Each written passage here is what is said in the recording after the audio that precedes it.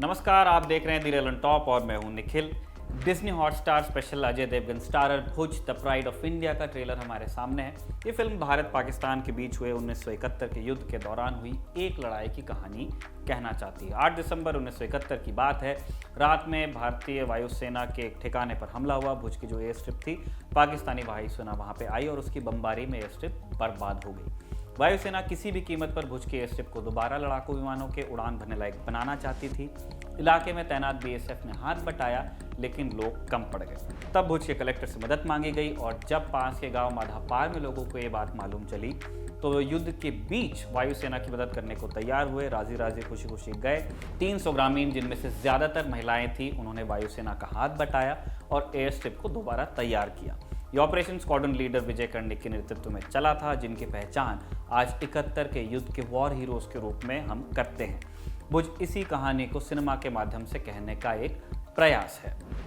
ये एक बड़ी पुरानी शिकायत है कि भारतीय सिनेमा में सेना का सटीक चित्रण हो नहीं पाता है, या वो जो भी होता है असलियत के बहुत करीब नहीं रह पाता है, बारीकियां बहुत मिस होती हैं। और भुज भी इससे अछूती नहीं है। फिल्म का पोस्टर आने के साथ ही लोगों ने गलतियों की ओर ध्यान दिलाना शुरू कर दिया था। सो हमने रक्षा विशेषज्ञ संदीप उन्नीतन से गुजारिश की कि वो भुज का ट्रेलर देखकर बताएं कि 1971 की लड़ाई का चित्रण करते करते भुज से कौन सी गलतियां हो गई। संदीप उन्नीतन रक्षा मामलों पर लंबे समय से लिखते रहे हैं और 1971 की लड़ाई में भारतीय नौसेना के कोवर्ट ऑपरेशंस पर उनकी एक किताब भी आई है। उसका नाम है operation x, the untold story of India's covert naval war in east Pakistan 1971। तो संदीप उन्नीथन को 71 की लड़ाई पर एक एक्सपर्ट माना जाता है।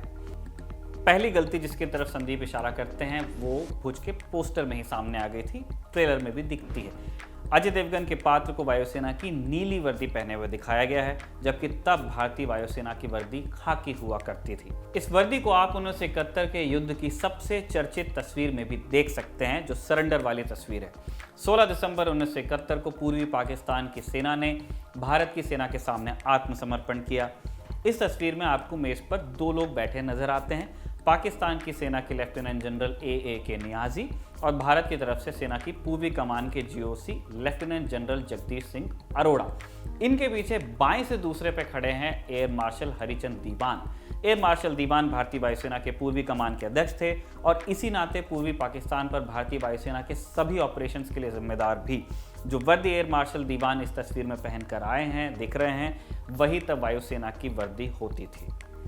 ट्रेलर में एक पनडुब्बी भी नजर आती है जिस पर पाकिस्तान का झंडा बना हुआ है। हिंट ये है कि पाकिस्तान की एक पनडुब्बी पानी में पेट्रोल कर रही है और इसमें एक नहीं ढेर सारी समस्याएं हैं। पनडुब्बी को छुपकर वार करने के मकसद से लड़ाई में उतारा जाता है, इसीलिए दुनिया में कोई देश अपनी पनडुब्बी पर बड़े बड़े झंडे नहीं बनाता है, क्योंकि वो छुपने के लिए बनी है। पनडुब्बी के बाहर उसकी पहचान जाहिर करने वाला लगभग कोई निशान नहीं छोड़ा जाता है। इतना ही नहीं, पाकिस्तानी नौसेना ट्रेलर में टाइप 209 पनडुब्बी इस्तेमाल करते नजर आ रही है, जबकि ये पनडुब्बी पाकिस्तान के पास कभी नहीं थी। ये पनडुब्बी इस्तेमाल करती थी और करती है भारतीय नौसेना।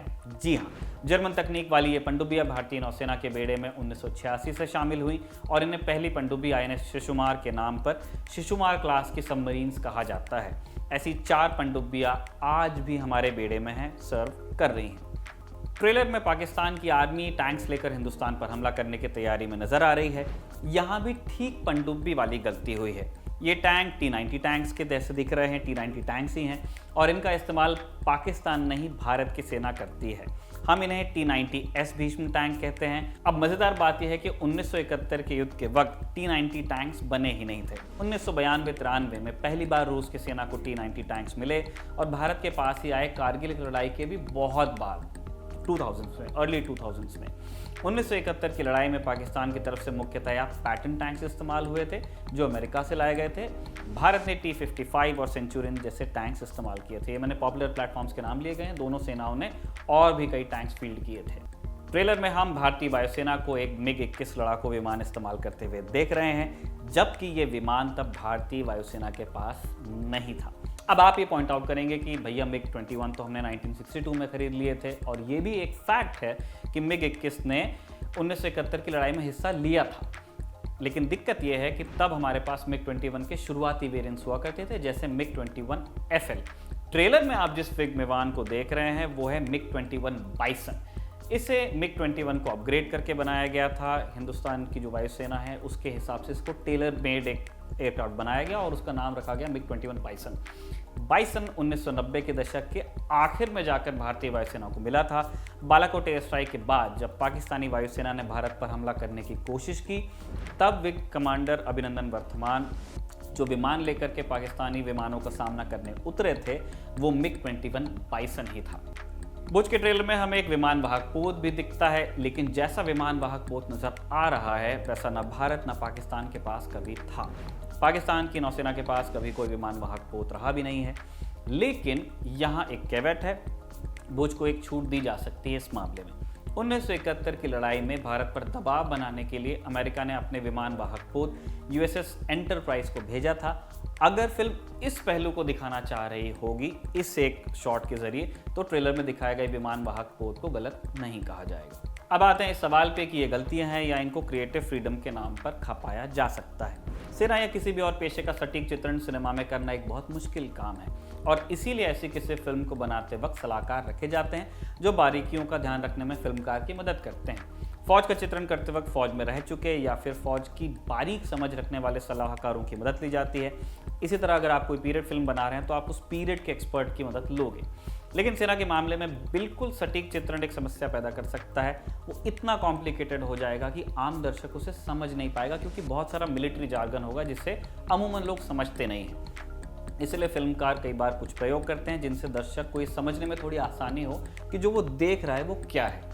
मिसाल के लिए जब रिडली स्कॉट ने ब्लैक हॉक डाउन बनाई थी 2001 में, तो उन्होंने अमेरिकी सैनिकों के हेलमेट्स पर उनके नाम लिख दिए थे। असल ज़िंदगी में ऐसा होता नहीं है, लेकिन रिडली ने तब यह तर्क रखा कि अगर ऐसा न किया जाता तो दर्शकों को अलग अलग कैरेक्टर्स में फ़र्क करने में बहुत मुश्किल होती, क्योंकि वो सब एक ही तरह का बैटल गियर है, एक ही तरह का जैकेट है, एक ही तरह का हेलमेट है, वो एक जैसे दिखते। तो इसे हम क्रिएटिव फ्रीडम के खांचे में रख सकते हैं, क्योंकि ये आपके एक्सपीरियंस को हिट नहीं करता है। और भुज का ट्रेलर हमें एग्जैक्टली इसी जगह पर निराश करता है। क्रिएटिव फ्रीडम के चक्कर में तथ्य बदल गए हैं। जब ऐसा किसी फिल्म के साथ होता है तो ये दर्शक के अनुभव को प्रभावित करता है। जो घटा जैसा घटा, फिल्म उससे काफ़ी दूर चली जाती है। बारीक गलतियों में छूट दी भी जा सकती है, लेकिन वर्दी का रंग ही बदल जाना थोड़ा खटकता है, खासकर तब जब 1971 की लड़ाई की सबसे मशहूर तस्वीर को अगर एक बार देख लिया जाता तो इस गलती से बचा जा सकता था। इस पूरी बहस का एक और पक्ष है जिसकी तरफ दी लैंडटॉप के सिनेमा एडिटर गजेंद्र सिंह भाटी ध्यान दिलाते हैं। भारत में सेना और असल घटनाओं का चित्रण आसान नहीं है, कहीं भी आसान नहीं है। हिंदुस्तान में वो एक्स्ट्रा कॉम्प्लिकेटेड है, ढेर सारी कानूनी पेचीदगियाँ होती हैं और इसीलिए फिल्मकार बिल्कुल सटीक होने के चक्कर में पड़ना नहीं चाहते। फिर फिल्मकार शुरुआत में ये भी कह देते हैं कि वो असल घटना से प्रेरित कहानी सुना रहे हैं, न कि असली कहानी।